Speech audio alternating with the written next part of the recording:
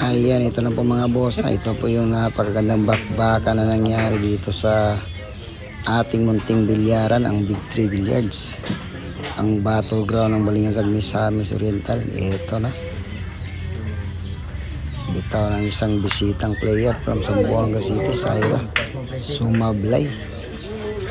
Ayan na, pwesto ng pamato, nasa gitna. Ito ng pagkakataon ng ating Dalede Cobra. Ayan, sinipat na po yung patamaan. Ayan na mga boss. Ayan na. Nakapwesto na yung Lady Cobra natin. Ayan, binitawan na, pasok yung 7. Tingnan natin kung saan patatakbin yung pamato. Ay naku po, dumikit at nagka-problema na naman yung Lady Cobra natin mga boss.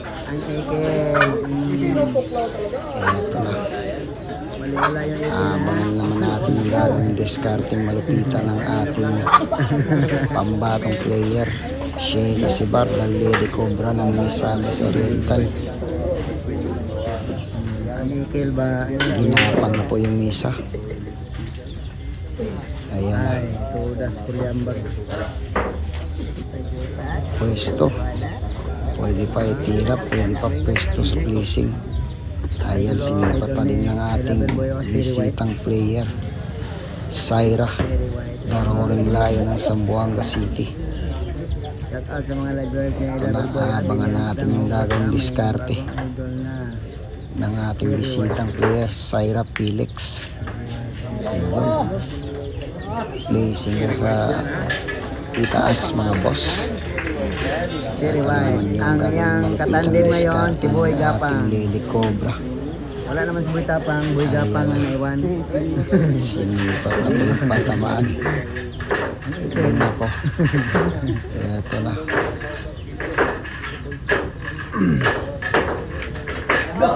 Nakapasok, grabe yung bitaw ng ating Lady Cobra. Pininihan lang yung 9 sa itaas. Ay, pumasok. Pasok na yung nasa malayo. Ito pa kaya nasa naman malapitan. Ang ikin. Ito na, di makapaniwala yung Lady Cobra natin. Pero wala tayong magagawa dahil pumasok talaga. Dahil sa kaling ng kanyang pagkatira. Ito na. Sinipat na naman yung pataman sa last ball. Ayan, nakaporma na yung Lady Cobra natin mga boss.